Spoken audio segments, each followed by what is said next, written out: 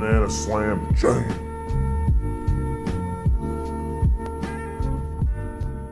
Hello everybody, this is going to be an interesting video, at least in the case of something I have never really talked about on stream. It's a unique scenario, but it's one that will come up, and it's really important that you understand the circumstances. So the situation that you're looking at is that Dire has a lineup that is really hard to fight against for the Radiant. Radiant, their only team fight condition is single target stuns, and we have Legion, and we also have a ton of, which is a save. And we also have a ton of summons from Lycan, so it's like really hard for them to fight into us at any point in the game. So really the only way they can win the game is by like split pushing us and managing to basically force us apart and then pick us off, right? Makes sense? They have to find me without the Legion, they have to find one of my teammates without the Legion, they have to like burst me full to 0 before I spin, because once I spin they basically have no damage, right? So we're looking at this game, and I've kind of outlined for you the dynamics of the lineups.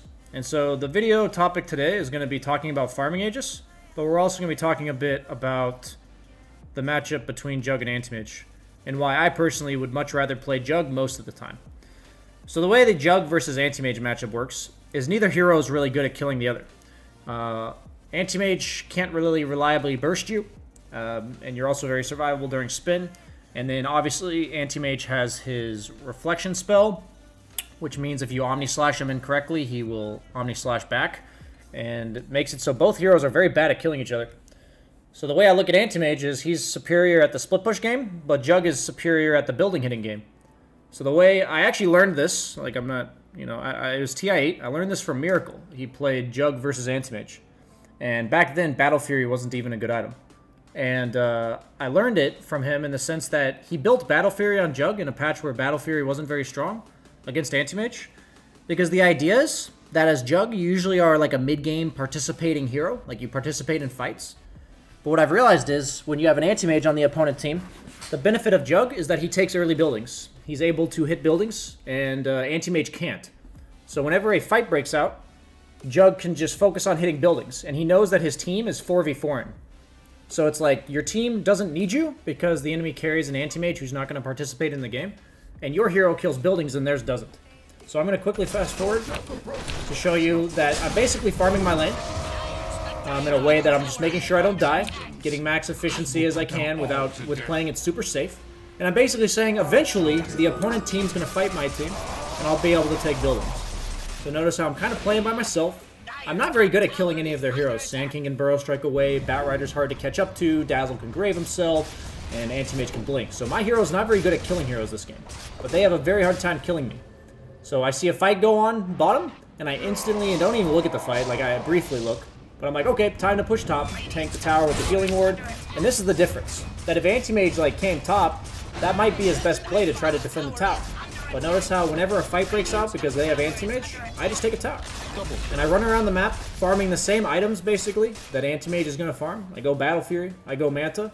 But meanwhile, if you look at the in-game stats, you can see that my building damage is higher than my like 13,500, as opposed to the 1,800 of Anti-Mage, right? So this kind of, like, this stat alone kind of paints a picture for how Jug gets played against Anti-Mage. So now we're going to talk about the point in the game that a lot of viewers and also my teammates were very upset with me. We're going to fast forward here. So at this point in the game, 19 minutes, we get an Aegis. And I have to ask you guys right now, are we capable of going high ground with these items at 19 minutes into the game? I'm going to paint a picture for you to understand a new concept that I've never really talked about. Am I capable of going high ground with these items? And I think the answer is no, because even though we have Legion, if they were to go on Legion with one hero, and they were to go on me with the other, with Lasso, I would get lassoed into tier 4s, and I'd almost certainly die. Either way, it's like, if I die and we're up by 5k, it's like a disaster, right? So this is a situation where, because we can't go high ground, this is one of the primary conditions that need to be met for what is called a farming Aegis. So what I mean by a farming Aegis is that we use this Aegis as they can never gank me because they can't kill me twice. So it's a lot about, if they ever want to kill me, they have to all-in me with one round of spells. That's another condition that's usually met with a farming Aegis. So like if you look at their heroes, they would probably have to lasso me into a Burrow Strike with like Anti-Mage blinking on me to kill me.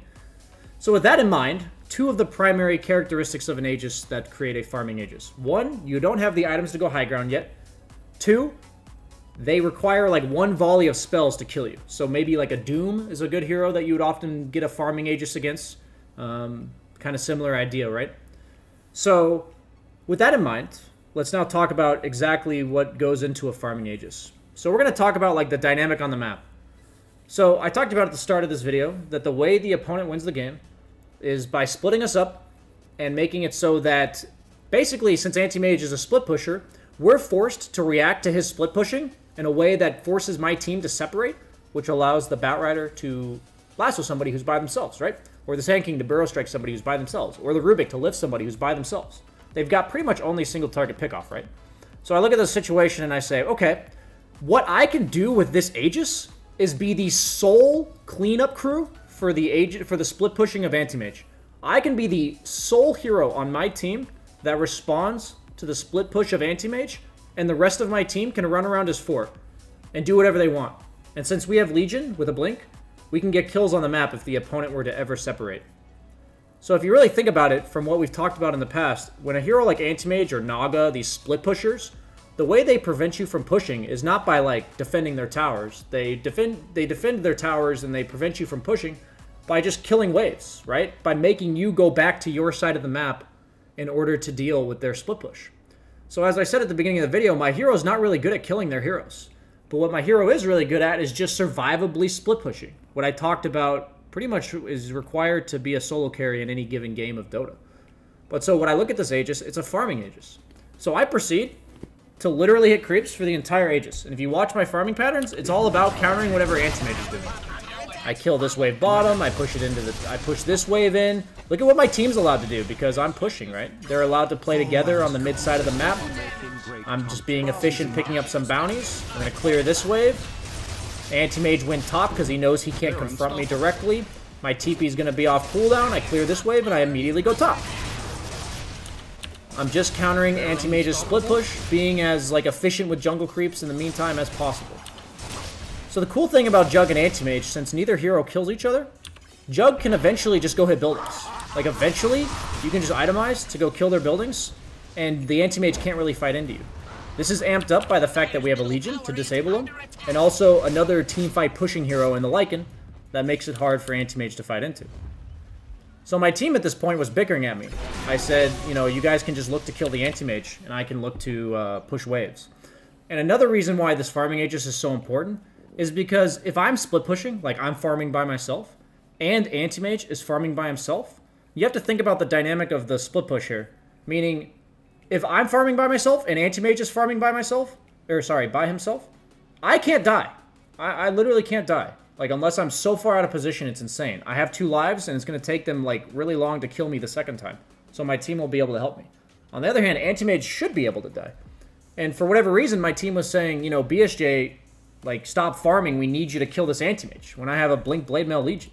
So, like, my argument is, no, you don't need me in order to kill the Anti-Mage. So, my idea is that I clean up the map, I kill all the creeps, I get all the lanes out, I hit this ridiculously fast timing because I'm farming almost 10 creeps a minute now, and I'm going to farm more than 10 creeps a minute soon. And eventually, you just go high ground with items where Anti-Mage can't kill you.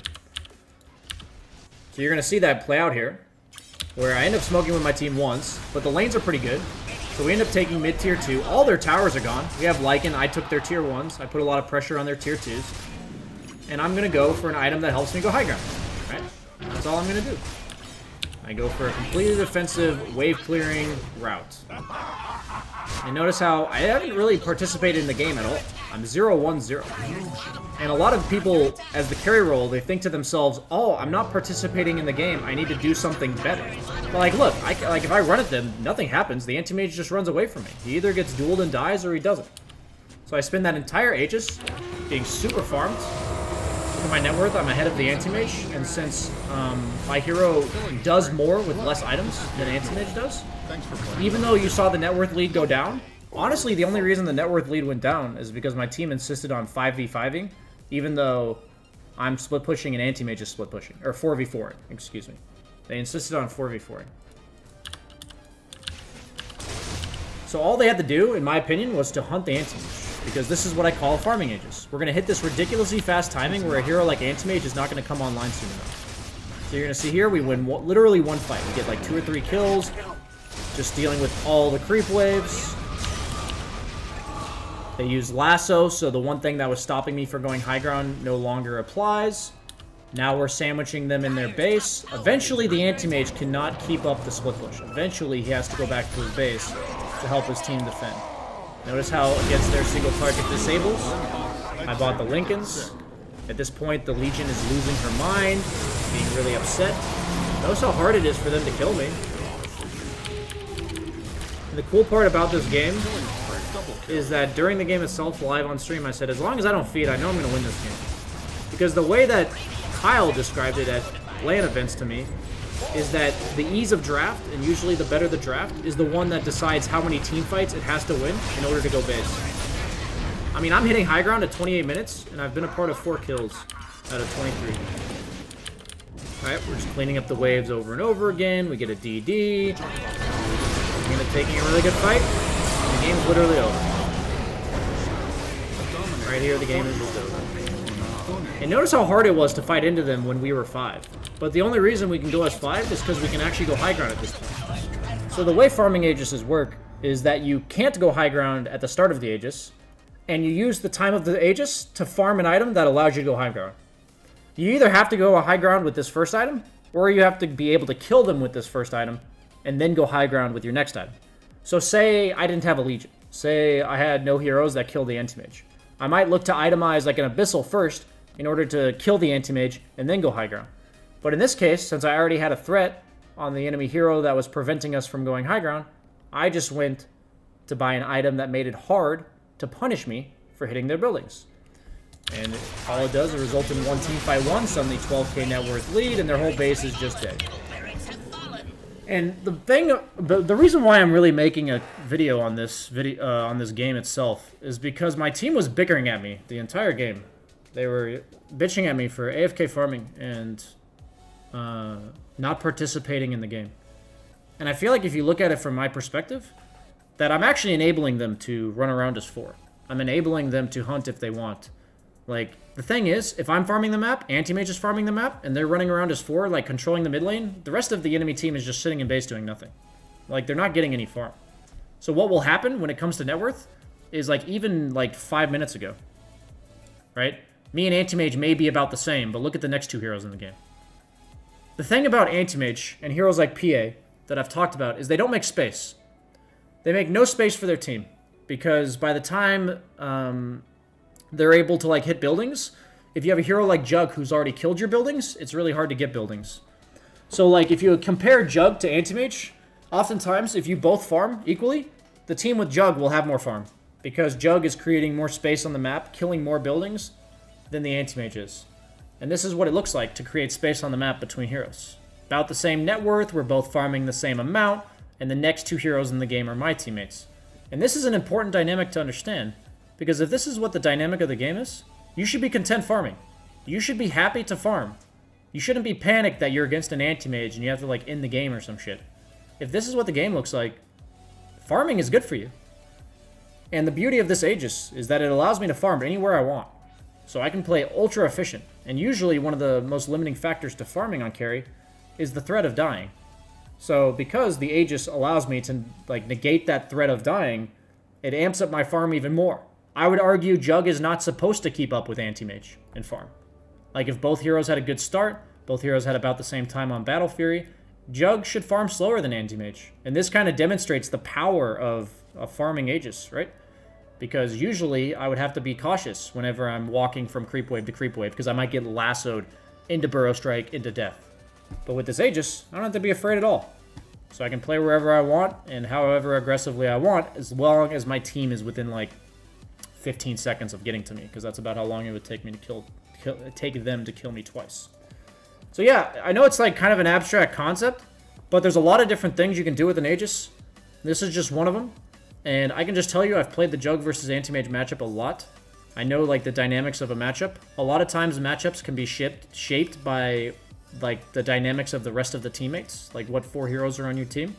So like I said, this all came from Jug not killing Anti-Mage very well, Anti-Mage not killing Jug very well, I had the superior 4-man lineup that can push buildings, so I just geared up to end the game before Anti-Mage ever came online. And you notice how he felt forced to fight us? If he didn't fight us, his team would probably feed. Once I had Lincolns, he had to fight us because we could go high ground and we could kill their buildings. So I'm forcing him to fight us before he can, before he wants to, and before he's hit his timings. So that's the idea behind the farming Aegis, meant to accelerate your timings to a point the opponent can't deal with it, and you end the game.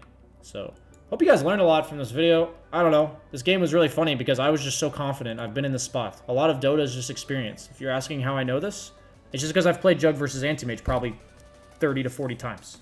Like, I've actually played this matchup a lot because I've played a lot of games of Jug. So yeah, hope you guys learned a lot from this video. Like, subscribe, all that kind of bullshit. And thanks for watching, guys. This is a concept where your team needs to be on board with you. Dude, my team wasn't on board with me at all, and we won that game easily. What do you mean? My team was literally bitching at me. I kept doing it, and we won the game. My offlaner blinked in and died twice. What do you mean?